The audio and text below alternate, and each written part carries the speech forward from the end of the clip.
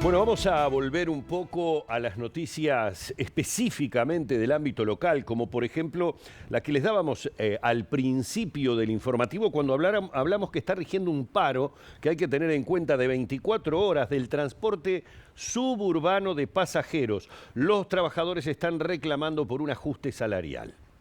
La medida convocada por la Federación Obrera del Transporte Suburbano afecta a las empresas Atalapando Montevideo, Copsa y Casanova y es en reclamo de un ajuste salarial al 1 de junio de 2023 que hasta el momento siguen esperando que se haga efectivo en el salario de los trabajadores, dice el comunicado de la UNOT. En el texto, la UNOT asegura que las empresas desde el 2 de septiembre están percibiendo un ajuste tarifario que no está siendo volcado al salario de los trabajadores. El reintegro de los servicios será con los primeros turnos de la próxima madrugada. El Poder Ejecutivo aprobó el pasado 3 de octubre la unificación de valores de multas de tránsito en todo el país. Con la firma del presidente de la República, Luis Lacalle Pou, así como de los 14 ministros, el gobierno unificó los valores de la multa de tránsito en todo el país, luego de la iniciativa propuesta por el Congreso de Intendentes en mayo de 2022. Según el texto aprobado, las intendencias departamentales podrán aumentar o disminuir hasta un 50% los montos de algunas sanciones. Aquellas que no podrán ser modificadas por los gobiernos departamentales están vinculadas al exceso de velocidad, la no utilización del cinturón de seguridad o no portación de libreta de conducir. Respecto al exceso de velocidad, la multa será de 8.134, es decir, 5 unidades reajustables, cuando el conductor supere hasta los 20 km por hora la velocidad permitida. La multa será de 13.014 pesos cuando la velocidad permitida se rebase entre 21 y 30 km por hora. Valores superiores tiene conducir bajo los efectos del alcohol o rehusarse el examen. El artículo 4 del decreto señala que se le aplicará una multa de 24.402 pesos, es decir, 15 unidades reajustables, y se le suspenderá el permiso de conducir dependiendo de los valores de alcohol en sangre y la reincidencia en la infracción. Aquellas personas que conduzcan bajo el efecto de las drogas recibirán una multa de 24.402 pesos y la suspensión del permiso de conducir por 8 meses la primera vez, de 20 en la primera reincidencia y de 60 en la segunda. En caso de una nueva reincidencia, se podrá cancelar la licencia de conducir del infractor. Bueno, y seguimos en tema. ¿Recuerdan la polémica por los radares instalados a nivel de rutas nacionales? Finalmente, el Ministerio de Transporte va a modificar algunos de los límites de velocidad. Se espera que estos radares, ya con los nuevos límites de velocidad, comiencen a sancionar a partir de noviembre.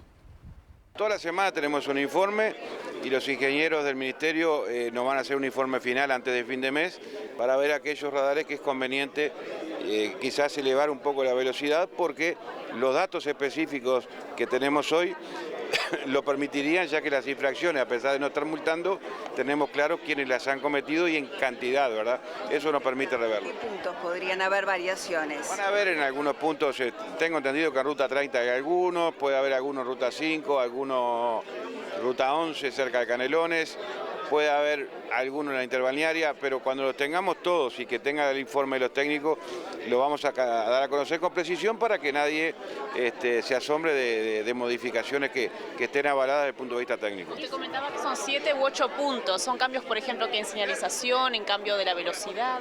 No, en cambio de velocidad, en algunos casos, que es una preocupación que tenemos todos, que no seamos demasiado rigurosos si no lo necesitamos. En algunos lugares que estaba a 45 pasaría a 60, en algunos lugares que está a 60 puede pasar a 75, porque hoy tenemos datos reales, que es lo que nos faltaba. Yo espero que a principios del mes que viene ya estemos sancionando con todos los avisos previos, ¿verdad? Empezamos esto en agosto, septiembre y octubre, o sea que estamos todos. Ahí modificamos lo que tengamos que modificar y bueno, y a partir de ahí aquel que incumple las normas va a ser sancionado.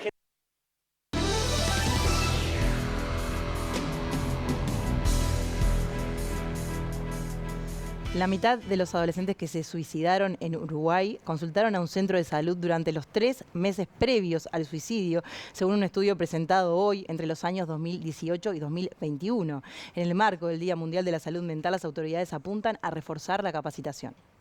La Dirección General de Salud del Ministerio de Salud Pública presentó un estudio sobre el suicidio en adolescentes en Uruguay en el marco del Día Mundial de la Salud Mental. Las cifras marcan que en el país es una de las principales causas de muerte de jóvenes entre 15 y 19 años. En este marco, la ministra de Salud Pública, Karina Rando, explicó qué acciones se están tomando desde la cartera para atender esta problemática. Una de las líneas de acción es el programa Familias Fuertes, que se hace desde ya 2 años, que está implementado en todo el territorio nacional y que lo que hace es fortalecer el vínculo entre el adolescente y el adulto responsable. El adulto responsable conviviente, perteneciente a su familia, que puede ser padre, madre, hermano mayor, tío, abuelo, pero es el adulto responsable. Ese fortalecimiento de los vínculos es muy importante para la salud mental del adolescente y para que sea capaz de tomar decisiones positivas respecto a su vida. Ese programa se está fuertemente desarrollando en el Ministerio de Salud Pública. También estamos desarrollando un programa en el cual se va a empezar en poco tiempo, que tiene presupuesto, que es el programa de capacitación y sensibilización, por un lado, de los centros educativos. Se va a trabajar con la ANEP, trabajando con docentes y el personal de salud que trabaja en establecimientos docentes. Por su parte, Lorena Quintana, coordinadora del área de salud de adolescencia y juventud de la cartera, explicó los datos obtenidos en el estudio. En la adolescencia tardía, los mayores de 15 años, el riesgo es mayor, que hay una masculinización del suicidio, como ocurre en otras franjas etarias, pero mucho menor la diferencia. En los menores de 16 es 2-1, hombre y mujer, y luego llega a 5-1 a los 19 años. Lo que más nos dejó a nosotros es que más del 50% los últimos 3 meses previos al suicidio consultó en un servicio de salud, y que esta consulta fue por un problema de salud físico o por un control en salud del adolescente.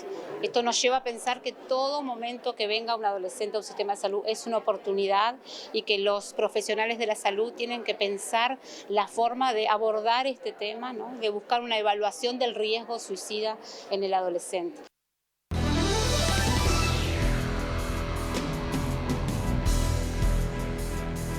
Y nos vamos a exteriores a partir de este momento con Lucía Bettencourt. Participó el presidente de la República de una actividad de la que Lucía ya nos va a estar contando. Bienvenida, ¿cómo estás, Lu?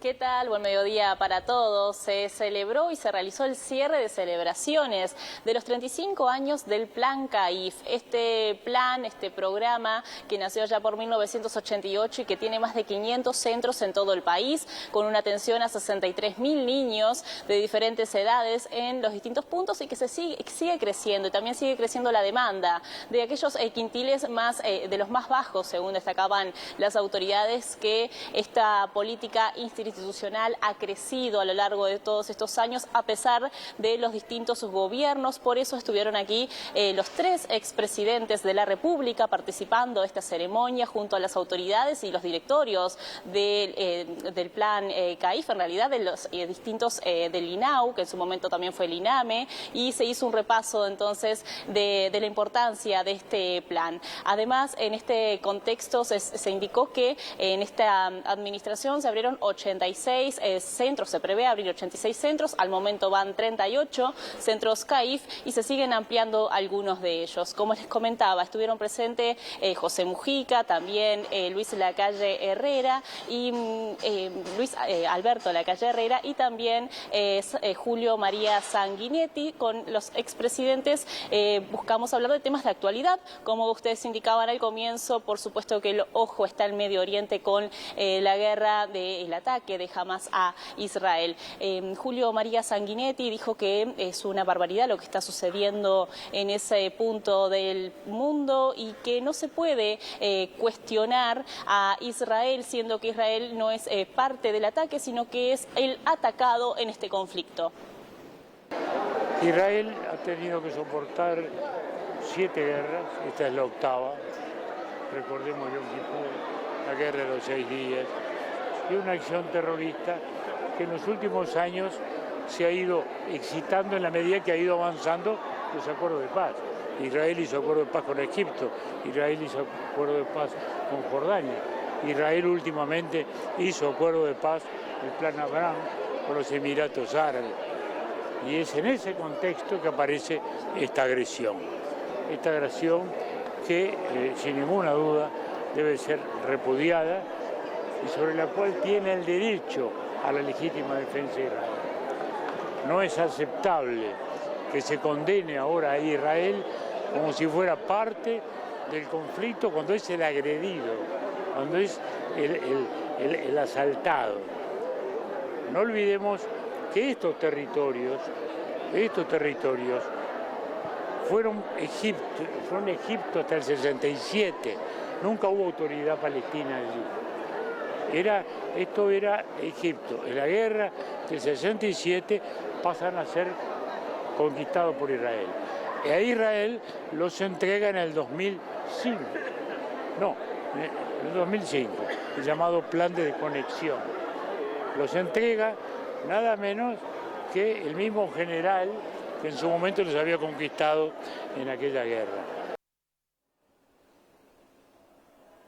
Por su parte, José Mujica dijo que esta guerra es una desgracia para ambos pueblos y que las Naciones Unidas no ha podido buscar una solución a este conflicto. Hizo también un repaso de lo que han vivido estos pueblos y apostó por un diálogo y una reflexión más allá de los comunicados que hayan por parte del gobierno o del Frente Amplio, debido a las diferencias que hubo en cuanto a esas emisiones de rechazo a este episodio. Compartimos lo que decía el expresidente.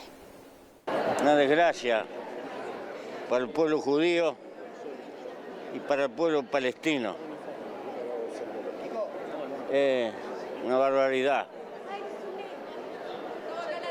Y un fracaso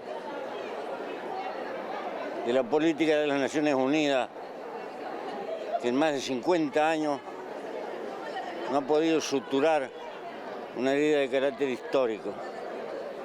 Y además, una desgracia porque las religiones monoteístas tienen patologías de un grado de fanatismo que es imposible de entender y de acompañar. Para algunas variables musulmanas, el morir en la guerra es un martirio que lo transporta a otro mundo. Esas cosas están en la cultura de los pueblos. Cuando la política es tan débil que no puede suturar y entender esas cosas, es un fracaso de la humanidad.